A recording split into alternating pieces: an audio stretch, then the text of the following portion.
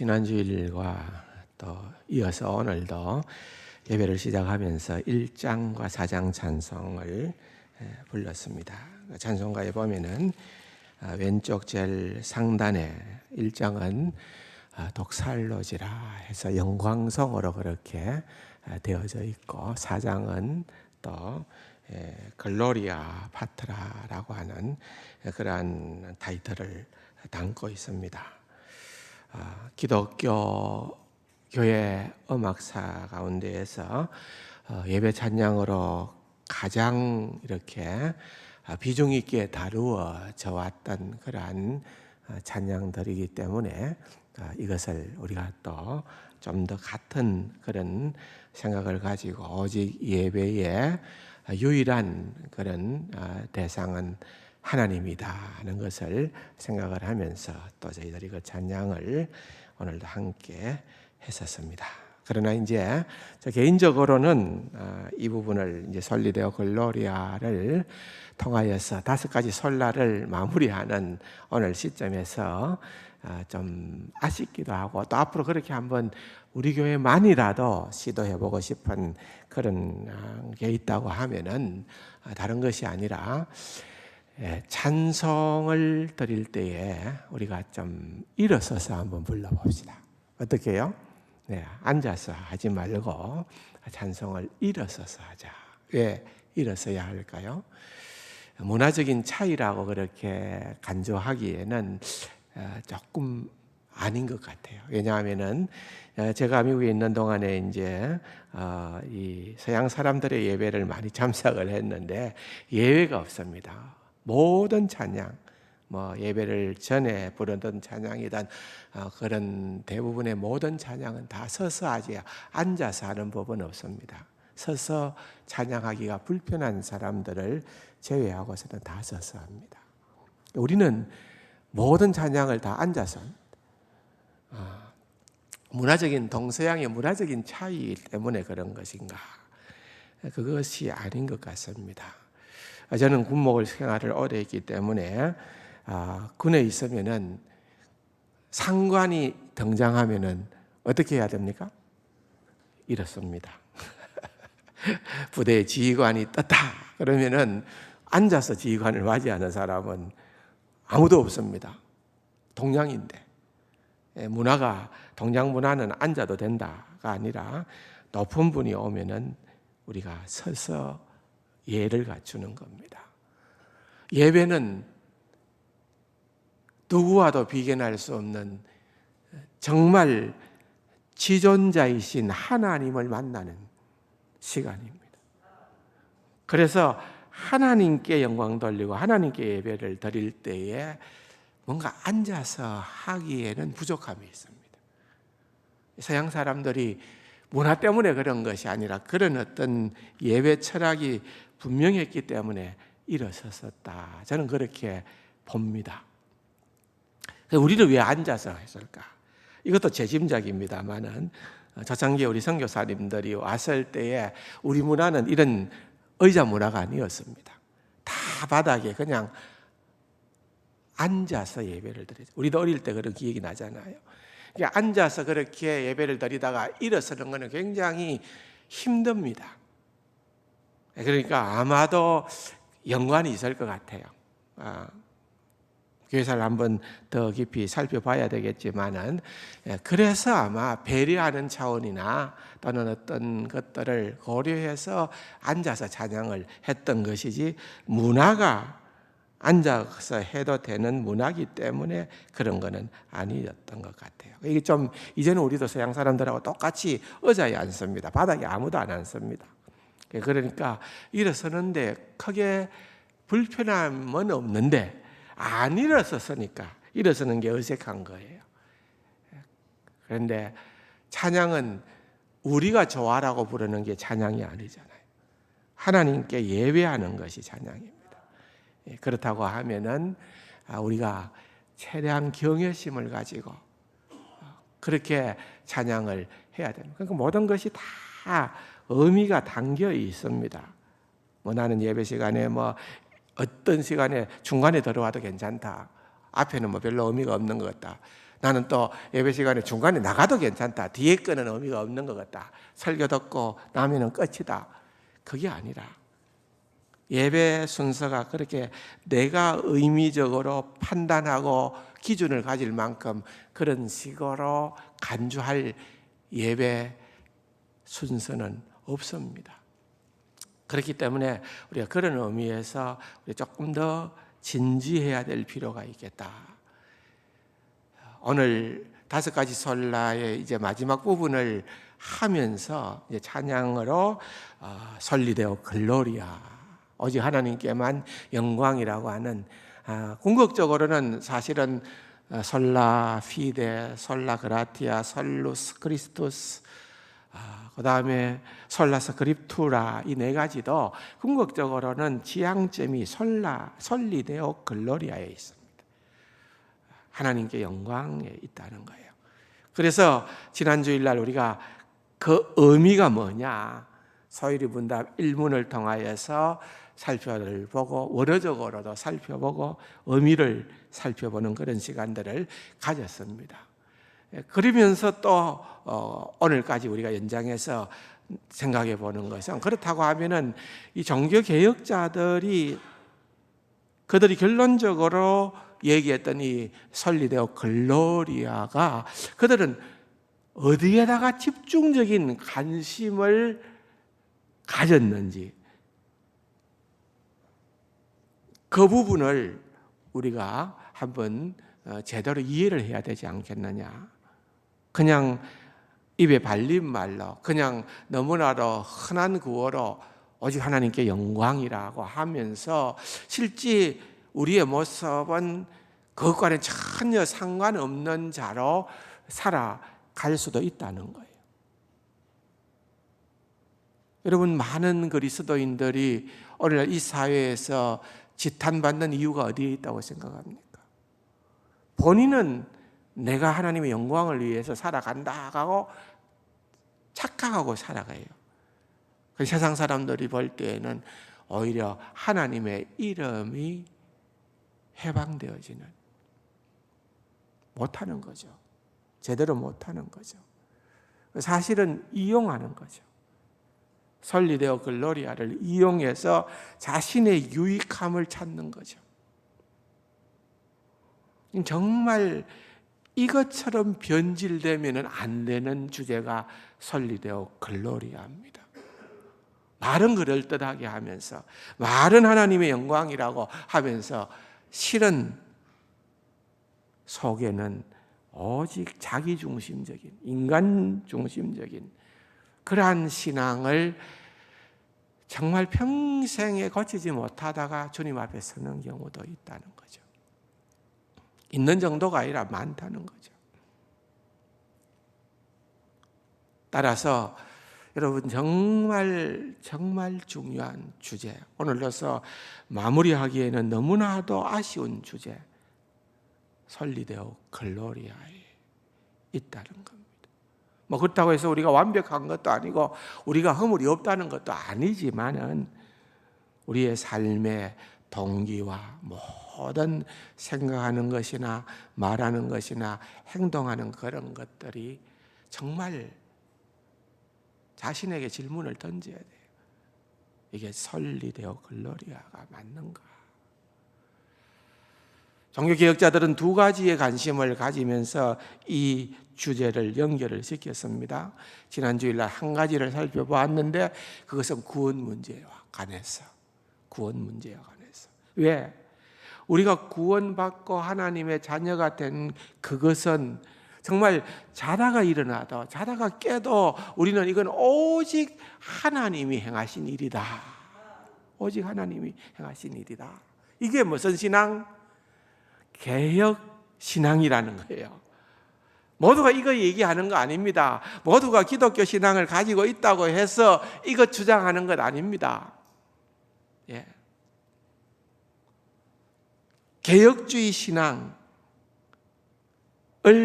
견지하는 그 신앙 가운데에 구원은 오직 하나님께로 비롯되어진다.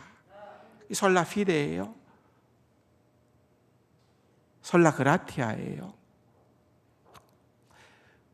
근데 여러분, 이것을 우리가 믿음으로 인정하고 그것이 성경적인 참된 구원의 교리라고 믿는다고 하면은 자동적으로 따라 나오는 것은 그것은 그러기에 모든 것이 하나님의 은혜로 되었기 때문에, 하나님이 주도하셔서 되었기 때문에, 그렇다면은 나는 하나님께만 영광 돌리는 거다.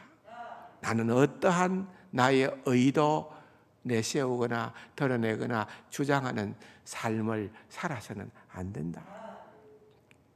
그래서 사실은 이 구원 문제에 대해서 개혁주의 신앙으로 된 그런 구원의 문제가 어떤가에 대해서는 여러분 더 깊이 있게 다룰 필요가 있다고 봅니다.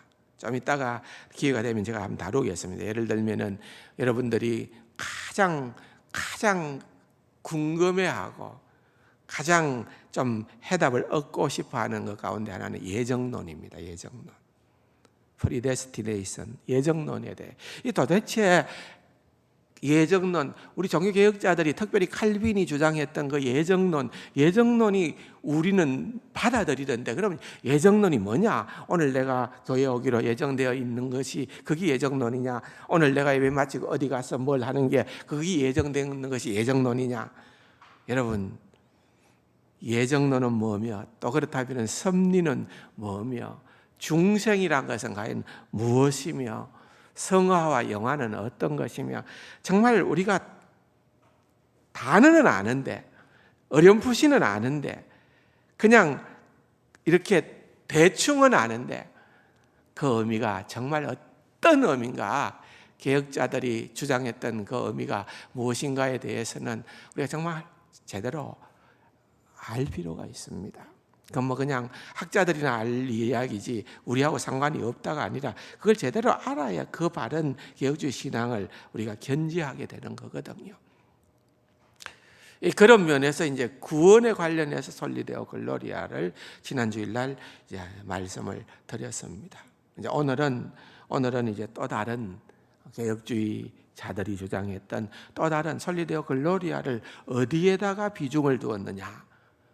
어디에 비중을 둔 것 같습니까?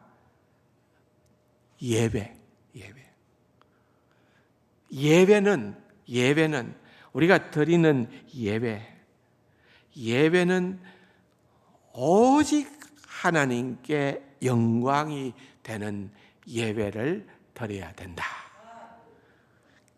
그것이 바로 개혁자들, 종교개혁자들이 관심을 가졌던 솔리데오 글로리아라고 할 때에 두 가지 주된 몰두했던 관심사는 이 두 가지였다는 것을 우리는 알아야 되는 것입니다. 말틴 루터의 주된 관심사는 뭐 그렇다고 해서 이것만 고집한 건 아니에요. 사실은 다 했어요. 그런데 이제 주된 관심사는 우리가 잘 아는 것처럼 오직 믿음으로라고 하는, 이건 그냥 그 당시에는 그 센세이션을 일으킨 거죠. 큰 그런 어떤 그런 뭐라 그래요, 불폭풍과도 같은 독일 전역을 뒤집어 놓았던 그런 교리가 바로 칭의 교리입니다. 칭의, 자스티피케이션이라고 하는 칭의 교리가 바로 말틴 루터의 그런 어떤 종교개혁의 기치를 95개조 반박문을 통하여서 내세웠던 것이 바로 이 칭의 교리였습니다. 그런데 이제 이런 종교개혁의 불길이 거기에만 머물러 있었던 것이 아니라 이게 이제 영국으로 확산되기 시작합니다. 스코틀랜드로 갑니다. 네덜란드로 갑니다. 또다시 이제 스위스에서부터 이게 확산되어져서 유럽 전체에 이 종교개혁의 불길이 지펴지기를 시작하게 된 것입니다. 그래서 우리가 잘 아는 것처럼 스위스에서 유명한 말틴 루터와 필적할 만한 유명한 종교 개혁가가 나타났는데 그 사람이 바로 존 켈빈입니다. 이제 말틴 루터가 연장자죠. 더 먼저 태어나서 먼저 종교개혁의 운동을 했고, 이제 어떤 의미에서는 이 종교개혁을 가장 교리적으로 확실하게 다듬어서 내놓은 장본인은 존 켈빈이었습니다. 우리가 일반적으로 이제 조금 구분을 할 때 존 켈빈은 예정론의 아버지라 그러면 예정론을 존 켈빈을 떠나서는 살펴볼 수가 없기 때문에 예정론의 아버지라고 그렇게 얘기는 합니다만은, 그러나 사실은 말틴 루터도 예정론을 얘기를 했고 더 거슬러 올라가면은 어거스틴도 예정론을 얘기했습니다. 같은 주장을 했어요. 그래 이제 그것을 잘 정리했던 장본인이 이제 켈빈이었습니다. 켈빈은 예정론만 주장했느냐? 그거 아닙니다. 켈빈도 말틴 루터와 똑같이 칭의 교리, 오직 믿음으로에 대한 교리를 강조하고 주장을 했습니다. 또 예정론에 관해서는 말틴 루터의 책들이 칼빈보다 더 많습니다. 그러니까 말틴 루터가 예정론에 대해서 그냥 가만히 있었던 것이 아니라 엄청나게 많은 주장을 했습니다만은 이제 우리가 조금 나누어서 볼 때에 그럼에도 불구하고 말틴 루터는 이 칭의 교리를 내세웠던 장본인이고, 오히려 이제 켈빈은 그의 주된 관심사는 칭의 교리라기보다는 예배 문제에 가 있었습니다. 왜냐하면 이제 그 당시에 예배가 본질에서 떠나서 예배는 오직 하나님께만 영광을 돌리는 예배가 되어져야 되는데 이 예배가 부패했다고 보았던 것입니다. 예배가 잘못되었다고 보았다는 거예요. 그래서 예배를 바로잡는 것, 예배를 제대로 회복시키는 거기에 설리데오 글로리아, 오직 하나님께 영광이라고 하는 그 큰 틀 가운데에서 예배를 정리정돈했던 그러한 장본인이 바로 켈빈이었습니다. 핸델과 같은 해에 태어났던 또 천재적인 독일의 음악가, 작곡가는 요한 세바스찬 바흐라는 사람입니다. 여러분들도 아마 그 이름은 다 알 겁니다. 아주 유명한 작곡가였으며 사실은 이제 그가 활동하던 그 시기는 종교개혁이 일어나고 한 200년 정도 후의 일이었어요. 그리고 그때의 그 200년의 믿음의 명문 가문 가운데에서 이제 바흐가 이렇게 신앙생활을 하였기 때문에 그의 주된 관심사는 그가 무엇을 하든지 하나님께 영광이라는 것이었습니다. 그걸 어떻게 알 수가 있는가 하면은 그가 수많은 그러한 작곡을 했지 않습니까? 근데 그가 작곡을 하고 그 작곡의 마지막에 자기가 친필로 사인을 하고 그 위에다가 뭐라고 적었는가 하면은 그 동그라미 안에 보면은 저게 이제 필기체지만은 SDG라는 그런 그 첫 글자만 따서 저렇게 SDG라고 해요. 저게 뭔고 하면은 다른 것이 아니라 솔리 데오 글로리아의 첫 번째 단어예요. SDG가 그 말이에요. 그래서 이 바흐는 그의 삶에 그가 어떠한 그런 어떤 창작 활동, 이런 작곡 활동을 하고 작품을 남기고 그렇게 한다 하더라도 그의 중심에는 오직 이거밖에 없었어요. 나는 오직 하나님께 영광이다. 그것을 위해서 내가 작곡을 하고 내가 이런 곡을 만든다. 그렇게 생각하며 살았던 장본인이었습니다. 그래서 켈빈도 사실은 이런 주장이었습니다.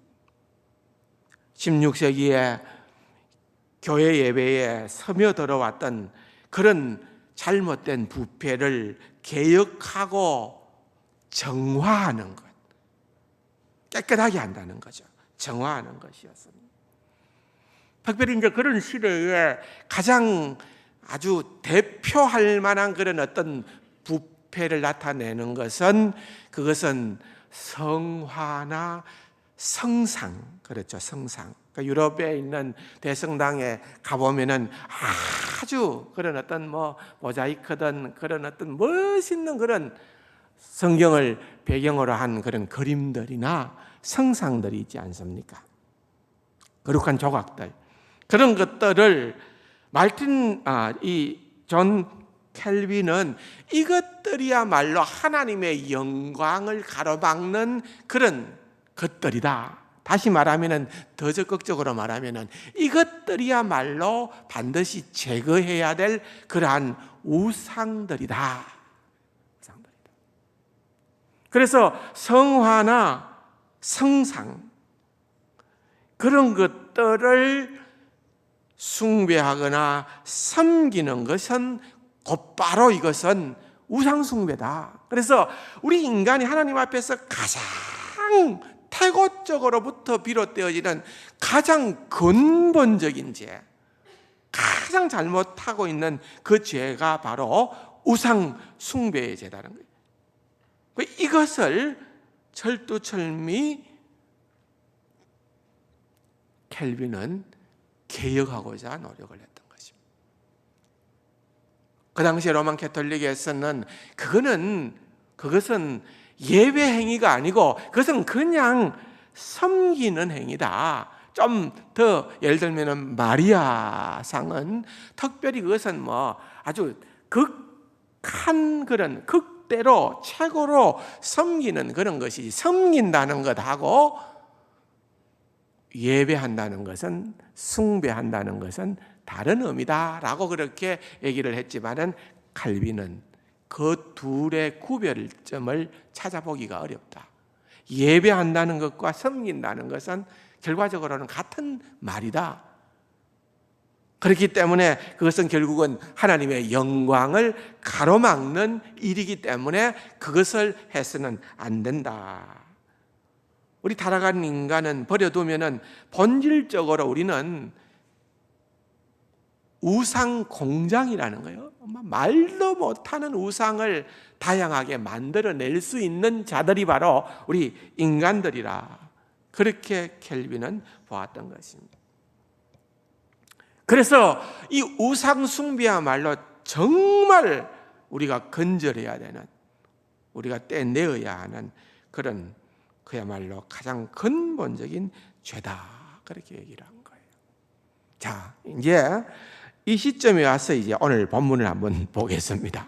오늘 본문을 로마서 1장으로 잡았는데 18절부터 25절까지의 내용을 조금 설명을 드리겠습니다. 먼저 이제 이 로마서를 기록한 사람은 로마의 성도들에게 사도 바울이 기록을 했잖아요. 그래서 로마의 성도들에게 사도 바울은 복음을 이해하도록 하기 위해서 도입부를 전개하면서 하나님의 진노, 복음에 뗄래야 뗄 수 없는 하나님의 진노에 대해서 설명을 하는 거예요.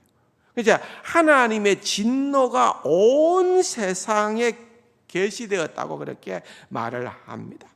하나님의 진노가 온 세상에 나타나는 이유는 온 세상이, 이 피조 세상이, 우리가 살고 있는 이 세상이 불의하고 경건하지 못하기 때문이다. 18절 보세요. 하나님의 진노가 불의로 진리를 막는 사람들의 모든 경건하지 않음과 불의에 대하여 하늘로부터 나느니라 그랬습니다. 그러니까 이 세상 사람들이 불경건하고 의롭지 않기 때문에 하나님의 진노가 임하게 되어졌다는 겁니다. 여기에 두 가지를 지적합니다. 불경건이라는 단어와 불이라는 단어입니다. 그래서 이것 때문에 하나님께서 우리에게 자신을 계시한 모든 지식을 우리는 이것으로 말미암아 억누르고 방해하고 억압하고 억제할 수밖에 없는 자들이 되었다는 거예요. 하나님의 진노가 불의로 진리를 막는, 이 진리는 어떤 진리일까요? 하나님의 진리예요. 하나님의 진리를 사람들이 막아버린다는 거예요. 그래서 하나님을 인정하지도 않고 하나님을 하나님으로 경배하지도 않고 거부한다는 겁니다. 가끔씩 우리가 전도를 하러 가보면은 예수 믿으세요. 그러면 구원받습니다. 그렇게 얘기를 하면은 많은 사람들이 또 역공을 해오는 것은, 그러면 예수를 믿어야만 구원 얻느냐? 그러면은 예수를 몰랐던 시대 우리 조상들은 구원하고는 아무런 상관이 없는데, 그러면은 그건 너무 억울한 일이 아니냐? 그건 너무 불공평한 일이 아니냐? 여러분 어떻게 답하시겠습니까? 예수 믿었으면 구원받습니다. 예수가 전해진 것은 우리나라에 얼마 안 됐잖아요. 그런데 여러분, 이 본문이 답이 되는 거예요. 이 본문이 답이 돼요. 무슨 말인가 하면은 하나님께서 자신을 세상에 다 나타내 보여 놓았다, 그 말입니다. 보세요. 19절에 이는 하나님을 알만한 것이 그들에게 보임이라. 하나님께서 이를 그들에게 보이셨느니라 그랬는데, 이건 그냥 애매모호하게 그냥 간접적으로 이게 아니라 여기 보였었다, 하나님이 알게 하셨다, 하나님이 보이셨다, 보이게 하셨다라고 하는 이것은 아주 명확하게, 명쾌하게 하나님께서 그렇게 나타내 보여 주었다는 것을 말씀하고 있는 것입니다. 더 아주 중요한 표현은 20절에 나오는데, 창세로부터 그의 보이지 않는 것들, 곧 그의 영원하신 능력과 신성이 그가 만드신 만물에 분명히 보여 알려졌나니 그랬습니다. 무슨 말씀입니까? 이 좀 어떻게 보면 모순적인 것 같아요. 보이지 않는 것들은 안 보이니까 보이지 않는 것이라 했는데, 그것이 보여졌다 하면 그건 안 보이는 것이 아니잖아요. 그런데 보이지 않는 것들이 보여졌다라고 하는 표현을 바울이 쓰고 있는데, 이게 도대체 무슨 말이냐는 거예요. 다시 말하면은 보이지 않는 하나님, 보이지 않는 하나님과 하나님의 그 속성이 피조세계 창조를 통하여, 창조를 매개로 하여 나타나 보여졌다는 거예요. 그러니까 하나님께서 이 온 우주를 창조하신 그 모든 창조의 작품 속에는 하나님 자신을 나타내 보여줬다는 거예요. 하나님께서 반드시 그것을 다 드러내 놓았다는 거예요. 그랬기 때문에 누구든지 20절의 마지막에 보면은 그러므로 그들이 핑계치 못할지니라. 다시 말하면은 나는 예수를 한 번도 들어본 적이 없는데 어떻게 구원 얻느냐? 그런 핑계 못한다 이거예요. 왜? 하나님을 이미 알게끔 다 보여 주었기 때문에 그렇다는 거예요. 사람들은 그것을 심판날에 변명거리라고 생각할는지 모르지만은, 내가 몰랐다고 그렇게 우길는지 모르지만은, 여러분 그것은 결단코 그렇게 거부할 수 있는 변명거리가 되지 못한다 그 말이에요. 왜냐하면 하나님께서 자신을 분명히 나타내셨고, 그것은 너무나도 효과적으로, 너무나도 누구도 알 수 있도록 그렇게 해 놓았기 때문에 그렇습니다. 그래서 잘 들어보세요. 그 다음 절 21절에 보면은 하나님을 알되 그랬습니다. 죄라고 하는 것은 하나님을 알지 못하는 게 죄가 아닙니다. 죄라고 하는 것은 하나님을 알고 난 다음의 반응입니다. 무슨 말입니까? 21절에 보면은 하나님을 알되 하나님을 영화롭게도 아니하며 감사하지도 아니하고 그랬습니다. 다시 말하면은 우리 피조물들이 하나님을 알면은 마땅한 영광을 하나님께 올려드려야 되고 하나님께만 올려드려야 되는데, 인간이 범죄하고 인간이 타락하였기 때문에 그렇게 하지 않는다는 것. 궁극적으로 죄는 하나님의 영광과 영광 관련되어져 있는 거예요. 어떤 행위든지 하나님께 영광을 돌리지 않는 행위가 곧바로 죄라는 것입니다. 굉장히 이것은 우리가 심도 있게 살펴봐야 되는 그러한 주제입니다.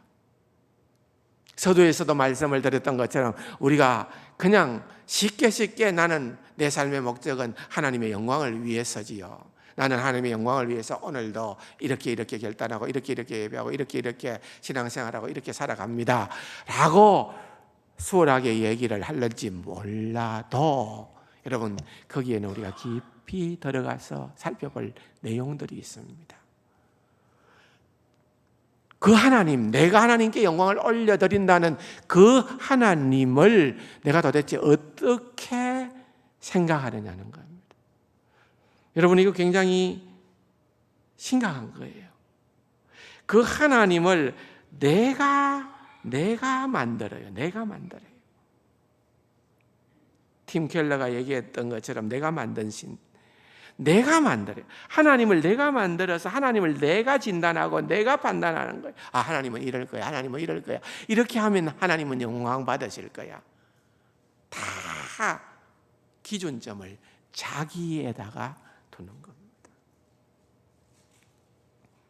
하나님은 전능하신 하나님 아니야. 그런 신이 있을 수가 없어. 하나님은 주권적으로 모든 일을 행하신다. 우리가 믿는 개혁신학이에요. 하나님 그런 하나님 아니다. 하나님은 공의로운 하나님이다. 무슨 하나님이 공의로우냐? 하나님은 unfair하다. 하나님 불공평하시다. 하나님은 전지하신 하나님이다. 아니, 하나님 모르는 거 많이 있을걸. 하나님은 변함없는 하나님이시다. 영원 불변하신 하나님이다. 아니야, 하나님은 십살이 변하시는 하나님이야.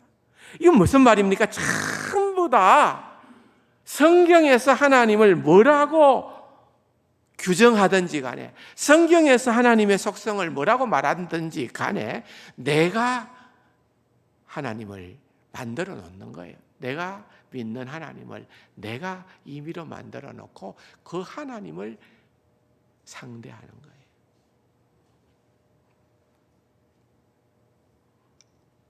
그러면 하나님을 하나님 되게 영화롭게 하는 것이 아니라 여러분 하나님을 하나님보다 못한 것, 열등한 것, 뭔가 모자라는 것 그런 하나님처럼 간주하면서 그것을 마치 하나님인 양 생각하여 영화롭게 한다는 겁니다. 하나님보다 열등한 것을 마치 하나님처럼 영화롭게 하는 행위가 본질적으로 뭐냐? 그게 바로 우상숭배라는 거예요. 이게 바로 우상숭배라는 거예요. 우상숭배의 본질은 하나님의 자리에 하나님 대신 대용물을 놓고 하나님보다 열등한 것을 마치 하나님을 예배하는 것처럼 그렇게 한다는 것입니다. 그게 우상숭배입니다. 계속해서 사도 바울이 뭐라고 얘기를 합니까? 21절에 하나님을 알되 하나님을 영화롭게도 아니하고 감사하지도 아니하고 오히려 그 생각이 허망하여지며 미련한 마음이 어두워졌나니 스스로 지혜 있다 하나 어리석게 되어 썩어지지 아니하는 하나님의 영광을 썩어질 사람과 새와 짐승과 기어다니는 동물 모양의 우상으로 바꾸었느니라. 그러므로 하나님께서 그들을 마음의 정욕대로 더러움에 내버려 두사 그들의 몸을 서로 욕되게 하게 하셨으니 이는 그들이 하나님의 진리를 거짓 것으로 바꾸어 피조물을 조물주보다 더 경배하고 섬김이라. 그래서 하나님을 하나님답게 섬기는 것이 아니라 피조물을 하나님보다 더 섬기고 하나님보다 열등한 것을 하나님처럼 섬기는 것이야말로 그것은 우상 숭배다는 것입니다. 것입니다. 우리 주변에 이런 일들이 얼마나 많습니까, 여러분? 하나님을 대체하는 것들. 그걸 하나님을 라고 간주하는 저급한 형태의 그런 우상 숭배들이 있는가 하면은 또 그것뿐만 아닙니다. 지적으로 우상 숭배를 만듭니다. 다시 말하면은 좀 전에도 살펴봤던 것처럼 하나님은 그냥 성경에서 말하는 하나님 그대로를 하나님으로 인정하면 되는데 내가 불편하니까 거기에서 내가 원치 않는 요소는 다 잘라냅니다. 내가 거룩하지 않으니까 하나님도 거룩하지 않는 하나님으로 만듭니다. 진노하시는 하나님, 아이고 이거 죽었다. 내가 하나님의 진노는 내가 못 견디겠다. 하나님 진노하시는 하나님 아니야. 진노 빼자. 하나님은 은혜와 사랑과 긍휼이 풍성하신 하나님이지. 진노하고 상관이 없다는 거예요. 다시 말하면은 하나님의 성경에 나타나는 그 많은 품성 가운데 그것을 다 전지하는 거예요. 그래서 내가 필요하고 내게 유용한 하나님으로 바꾸어 버리고 그렇지 않은 것은 거부하는 것입니다. 자꾸 이렇게 나가다 보니까 여러분 이제는 진짜 하나님이 도대체 있기나 한가? 그 하나님은 우리가 믿는 유일신 하나님은 맞는가? 아이고 아니다. 어느 종교에서든지 그 이름이 뭐라 하든지 알라라 하든지 불교에서 말하는 부처라 하든지 기독교에서 말하는 여호와 하나님이라고 하든지 간에 그 하나님은 궁극적으로 똑같은 하나님이다. 뭘 믿든지 간에 그것은 우리에게 구원을 주시는 하나님이다. 하나님을 낮추어 버립니다. 세상의 피조물들의 어떤 신비한 요소로 전환시킵니다.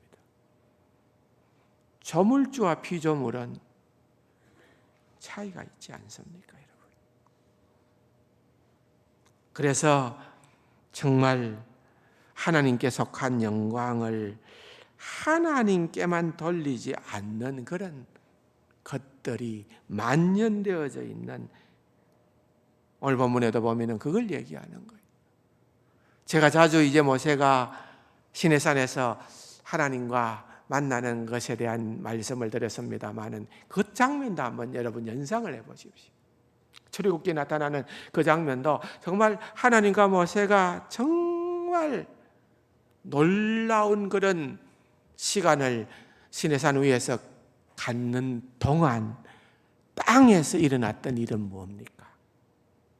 땅에서 이스라엘 백성들이 행한 행동이 뭘까요? 예배였습니다. 예배. 그들은 금송아지를 만들어 놓고 이 금송아지를 하나님보다 열등하고 말도 안 되는 것을 만들어 놓고 이것을 우리를 애굽으로부터 구원해 준 신이다. 하나님이다. 숭배하는 거예요. 열정적으로 찬양합니다. 이스라엘 백성 전체가 예배하니까 얼마나 이거는 대규모 집회입니까? 상상할 수 없는 관중들이 모이고 회중들이 모여서 찬양하고 춤을 추고 즐거워하고 기뻐하고 그렇게 환호성 가운데 예배를 드렸습니다. 근데 여러분 이 예배는 하나님을 영화롭게 했던 예배가 아니라 하나님의 진노를 일으켰던 예배. 다시 말하면은 하나님을 내가 만든 하나님으로 경배해서는 그것은 하나님의 진노밖에는 가져올 수 없다는 거예요. 하나님의 진노에 철두철미 노출될 수밖에 없다는 겁니다. 너무 중요합니다. 성경의 말씀으로 된 하나님, 하나님을 하나님으로 영화롭게 하는 것. 요한복음 4장에 보면은 예수님과 수가성 여인의 대화 장면이 나오는데 거기에 4장 22절 23절의 내용이지요. 거기에 보면은 이런 말이 나옵니다. 23절 24절입니다. 거기에 하반부에 보면 아버지께서는 자기에게 이렇게 예배하는 자들을 찾으시느니라.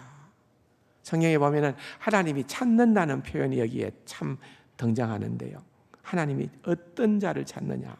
이렇게 예배하는 자를 찾는다. 그리고 난 다음에 24절에 보니까 하나님은 영이시니 예배하는 자가 영과 진리로 예배할지니라. 다시 말하면은 영과 진리로, 하나님은 영이시기 때문에 영과 진리로 예배하는 자를 하나님이 찾으신다. 그 말씀인가? 이 말씀을 우리는 진지하게 받아들여야 됩니다. 지금부터 약 한 25년 전에 보스턴의 한 곳, 그것이 아마 케임브리지가였던 것 같아요. 영국에 있는 케임브리지가 아니고 미국 보스턴의 케임브리지가에 있었던 한 곳에서 목사들과 교사들, 기독교 교사들이 한 120명 정도 모여 가지고서 아주 진지한 그런 어떤 이 종교개혁 시대의 5가지 솔라에 대한 그런 토론의 장을 가졌습니다.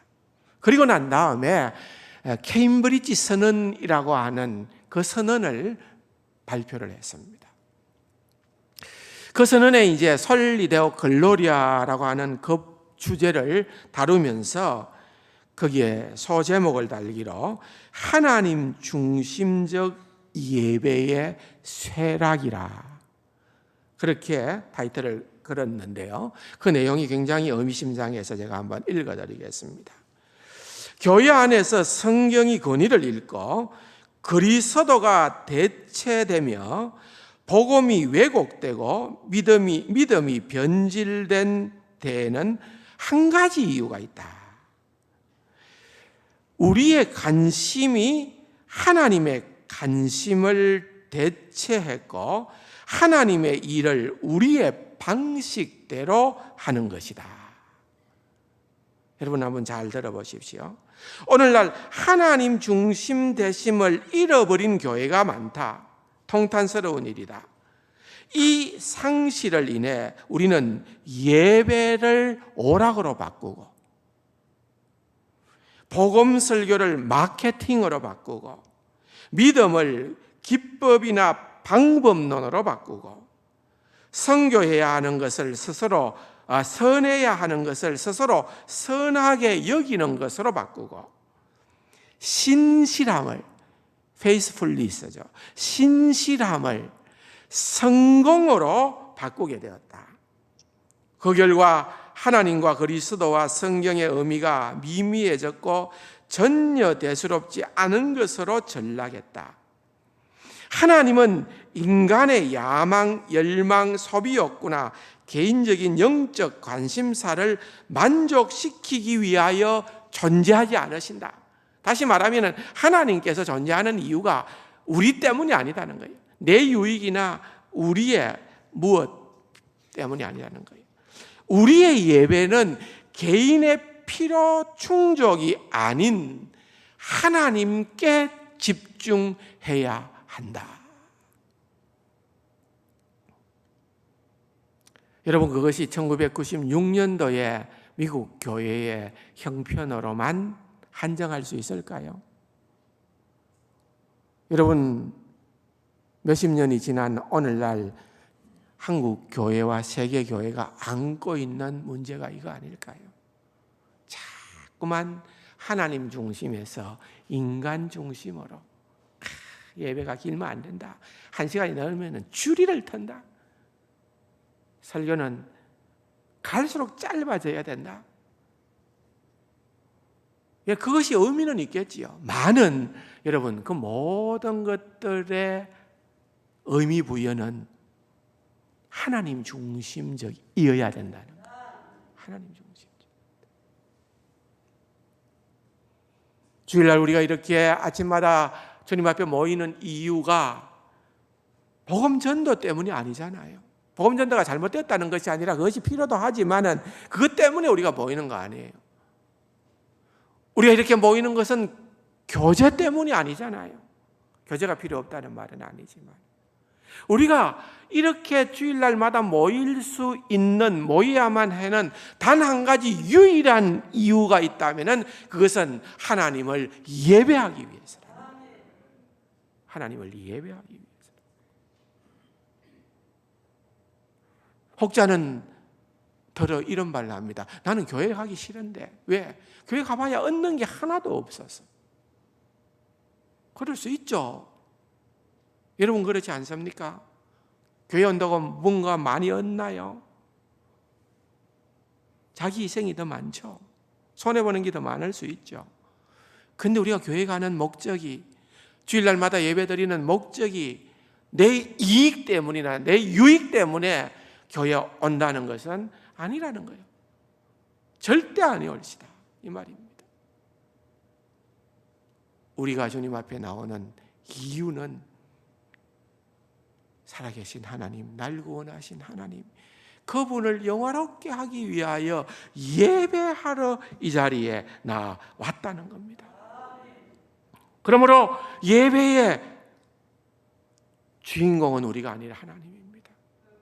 왜? 그분이 우리를 구원해 주셨고, 그분이 우리를 구원해 주신 목적은 궁극적으로 보면은 우리를 예배자로 삼으시기 위해서다. 그것입니다. 그러므로 여러분, 우리는 언제나 예배자로 내가 서 있는가? 주님께서 우리에게 주신 말씀에 너희는 먼저 그의 나라와 그의 의를 구하라, 그것이 우리의 삶에 늘 우선순위에 가 있는가?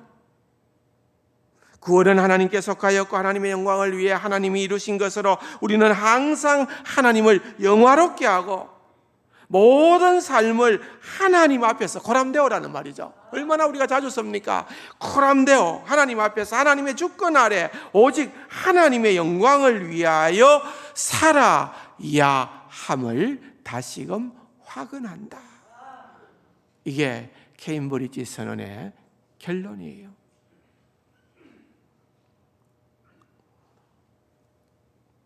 우리의 예배가 오락과 혼돈되고 설교에서 하나님의 율법과 복음이 등한시되고 자기 개선이나 자존감이나 자기 실현에 그런 것들이 복음을 대체하는 그러한 것이 허락되어지면은 그 예배는 하나님께 영화롭게 되는 예배가 결단코 될 수가 없다는 것입니다.